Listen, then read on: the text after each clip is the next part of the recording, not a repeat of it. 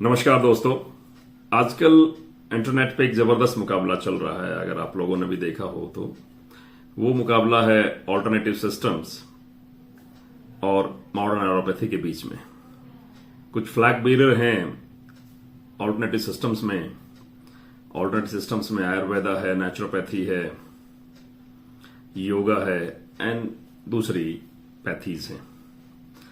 और दूसरी तरफ मॉडर्न मेडिसिन सिस्टम है जिसमें हॉस्पिटल्स हैं, डॉक्टर्स हैं, फार्मेसीज हैं एंड फार्मासिस्ट्स हैं। एक तरफ ऑल्टरनेटिव सिस्टम के से जुड़े हुए कुछ लोग बड़ा बुलंदी से, जोर शोर से मेडिकल साइंस को, मॉडर्न मेडिकल सिस्टम्स को गलत ठहराने में जुटे हुए हैं। कुछ वीडियोस वैक्सीन पे आपने देखी होंगी, कुछ वीडियोस आजकल आप किडनी डायलिसिस पे या डायबिटीज पे या हार्ट हाइपरटेंशन पे या हार्ट डिसीजेस पे आप हर रोज कोई ना कोई वीडियोस कुछ लोगों के द्वारा डाली जा रही हैं। कोविड के टाइम पे कुछ बड़े लोगों ने भी जो है इस तरह का प्रयास किया, लेकिन इसमें मैं भी एक नेचुरोपैथ और आयुर्वेदा प्रैक्टिशनर हूं जो 18 साल से प्रैक्टिस में हूं।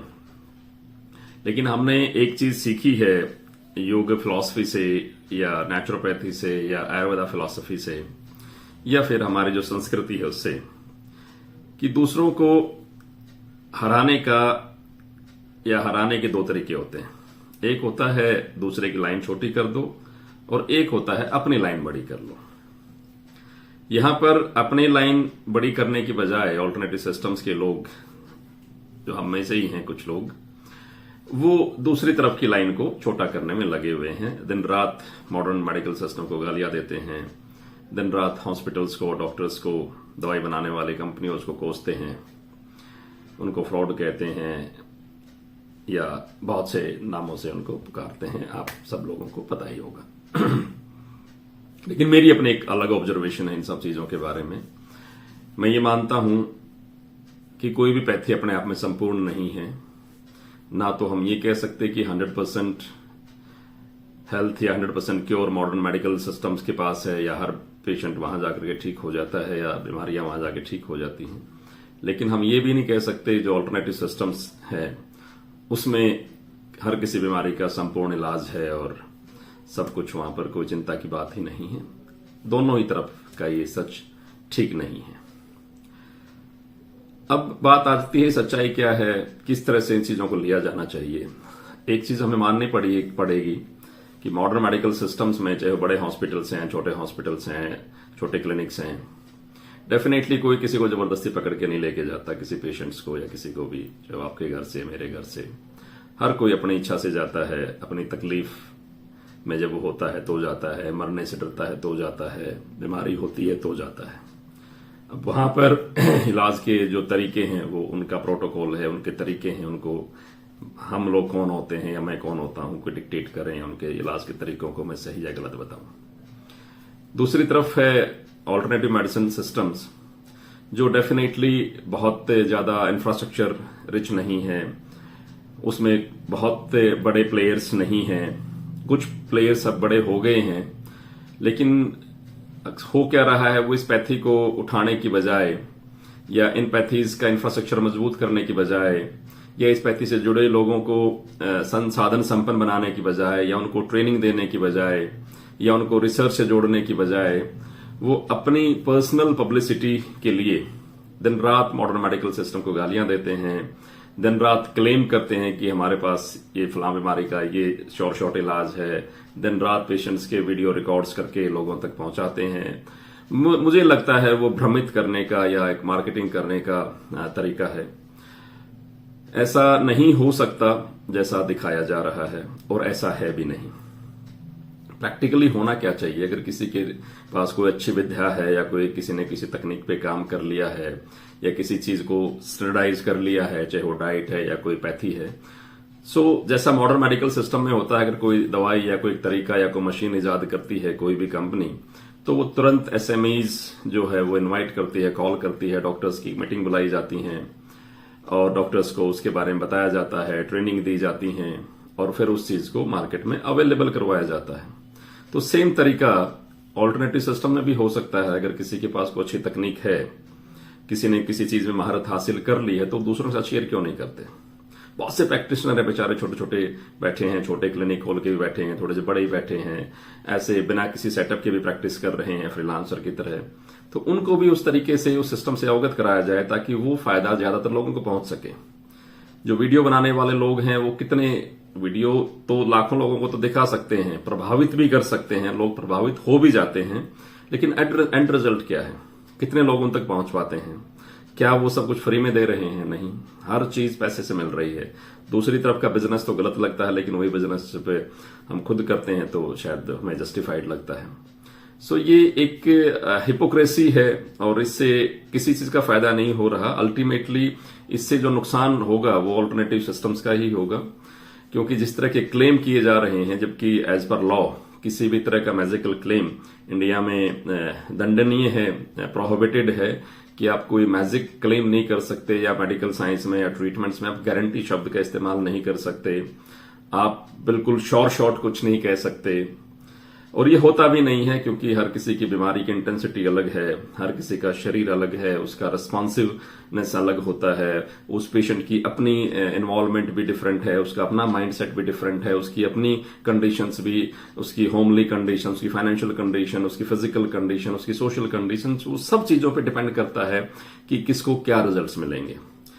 एक स्टैंडर्डाइज फॉर्मेट में हम कुछ बता देते हैं कि ऐसा ऐसा से करने से, लेकिन वो स्टैंडर्डाइज फॉर्मेट आप क्लिनिक में या किसी हॉस्पिटल में या अपने देख रेख में या अपने कैंप में बुला के तो कर सकते हो, लेकिन जब वो घर पे जाता है तो वो स्टैंडर्ड कितना फॉलो हो पाता है, ये बहुत बड़ा सवाल उठता है इसके ऊपर। और जब वो स्टैंडर्ड फॉलो नहीं हो पाता, उस लेवल के रिजल्ट्स नहीं मिल पाते, उधर से हमने उसको दवाइयों से दूर कर दिया, इधर से वो स्टैंडर्ड जो हमने दिया वो फॉलो नहीं कर पाया, तो डेफिनेटली बहुत से केसेस खराब भी हुए हैं और बहुत से लोग फिर डेफिनेटली इन पैथी से वापस हट जाते हैं और उनको फिर लगता है कि पैथी ही खराब है, आयुर्वेदा खराब है या योगा खराब है या नेचुरोपैथी खराब है।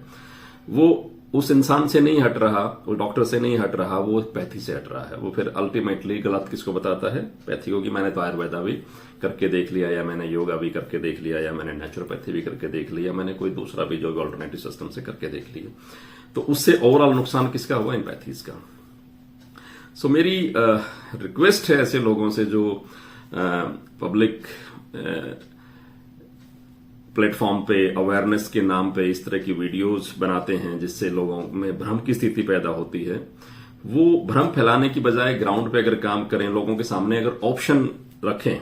देखिए 100-125 करोड़ का पॉपुलेशन का हमारा देश है और इतनी बड़ी पॉपुलेशन को कोई भी एक पैथी नहीं संभाल सकती। इतनी बड़ी पॉपुलेशन को सिर्फ वीडियोस बना के हम हेल्दी नहीं कर सकते। उनको डेफिनेटली सोल्यूशन देने होंगे कि वो अगर फॉर एग्जांपल हम कहते हैं कि आप हॉस्पिटल में मत जाइए या आप दवाइयां मत खाइए, मॉडर्न मेडिसिन मत खाइए, तो वो फिर करे क्या? उसको ऑप्शन भी तो दो ना। अब हर आदमी इतना सक्षम या इतना पढ़ा लिखा नहीं होता कि वो आपकी हमारी कही गई सारी बातों को फॉलो कर सके और उसके हिसाब से अपने हेल्थ को ऑब्जर्व कर सके और प्रिवेंटिव सिस्टम पे काम कर सके और फिर दवाइयों से बच सके। हर आदमी इतना सक्षम, इतना हेल्थ सिस्टम में इतना एजुकेटेड नहीं है और ये सबसे बड़ी वीकनेस हमारी कंट्री की कि हेल्थ एजुकेशन जो है वो ऑलमोस्ट किसी भी लेवल पे नहीं दी जाती है। So let's work together. और जो भी जिसके पास भी अच्छी विद्या है, अच्छी पैथीज हैं, खासकर जो बड़े नाम हैं आयुर्वेदा में या ऑल्टरनेटिव सिस्टम में, उनको सामने आना चाहिए और उनको डेफिनेटली एटलीस्ट अगर आप मॉडर्न एलोपैथी का ऑप्शन बनना चाहते हैं तो फिर आपको उनके जैसे अप्रोच आप भी हासिल करनी होगी, उनके जैसे सेटअप भी बनाने होंगे, ट्रेनिंग रीट्रेनिंग्स भी आपको ऑर्गेनाइज करनी होंगी, एक दूसरे को सपोर्ट भी करनी होगी, तब जाकर के लोगों के पास एक हेल्दी ऑप्शन आएगा। सिर्फ अपनी सेल्फ पर्सनल ब्रांडिंग करने से, क्रिटिसिज्म करने से, बस अपना नाम चमकाने से आज तक इस देश का भला नहीं हुआ। जबकि आयुर्वेद तो हजारों सालों से है। आयुर्वेद कोई कल डेवलप नहीं हुआ, योगा कोई कल नहीं बना, या नेचुरोपैथी भी कोई कल से प्रैक्टिस में शुरू नहीं हुई। ये हजारों से, एलोपैथी से भी बहुत पुराने हैं। लेकिन ये ऐसा क्या कारण है कि आज आपको या हमें एलोपैथी को खराब बताना पड़ रहा है, हम अपने आप को इतना अच्छा क्यों नहीं बना पाए, अपने आप को उतना सक्षम क्यों नहीं बना पाए, अपने सिस्टम को उतना स्ट्रांग क्यों नहीं बना पाए, लोगों को ऑप्शन क्यों नहीं दे पाए, वो बड़े सवाल हैं। तो हमें अपनी तरफ ज्यादा देखना चाहिए और अपनी लाइन को बड़ा करना चाहिए, तो लोग खुद ब खुद जो है इन सिस्टम्स की तरफ चल के आएंगे, ना कि सिर्फ हमें दिन रात हॉस्पिटल्स को या मॉडर्न एलोपैथी से जुड़े हुए डॉक्टर्स को गाली देने में अपना समय वेस्ट करना चाहिए। वो भी अपना काम कर रहे हैं, उनके अपने प्रोटोकॉल्स अपने तरीके हैं और हमारे अपने प्रोटोकॉल्स अपने तरीके हैं। तो हम ना उनको गलत बताएं ना वो इधर गलत बताएं, दोनों लेवल पे अपना अपना एक हेल्दी कंपटीशन होना चाहिए और कहीं ना कहीं कंपटीशन से उठकर एक इन्फ्यूजन भी होना चाहिए कि अगर एक उस ट्रीटमेंट के साथ ये ट्रीटमेंट भी चले और धीरे धीरे किसी डिसीज की रिवर्सल पर काम हो या उसके सेल्फ मैनेजमेंट पे काम हो या मेडिसिन से उसको अगर हटाया जा सके, उसको दूसरी हेल्थ प्रैक्टिसेस में अगर इन्वॉल्व किया जा सके, तो दोनों अगर मिलकर काम करें तो हेल्थ ज्यादा सस्टेनेबल होगी और जो नई नई बीमारियां हैं, नए नए हेल्थ चैलेंजेस हैं, उनसे हम मिलकर लड़ पाएंगे। So this is what I wanted to say. आप सब लोग इससे एग्री करते हैं, नहीं करते हैं, आप प्लीज अपने विचार व्यक्त करें, कमेंट्स में लिखें। और मैं फिर बार बार अपनी हर वीडियो में रिक्वेस्ट करता हूं कि भ्रामक वीडियो से बचें। भ्रम सबसे बड़ी बीमारी है। ऑप्शंस एक समस्या के बहुत सारे समाधान हो सकते हैं, उससे मैं एग्री करता हूं, लेकिन कौन सा समाधान आपको अपनी बीमारी के लिए, अपनी हेल्थ कंडीशन के लिए उचित या उत्तम रहेगा, उसको डेफिनेटली किसी ना किसी एक्सपर्ट से मिलकर ही डिसाइड करें। सिर्फ वीडियोस देख करके किसी चीज को, किसी इलाज को ना तो छोड़ें और ना ही पकड़ें। Thank you. आपका दिन शुभ हो और आपकी हेल्थ बनी रहे। नमस्कार।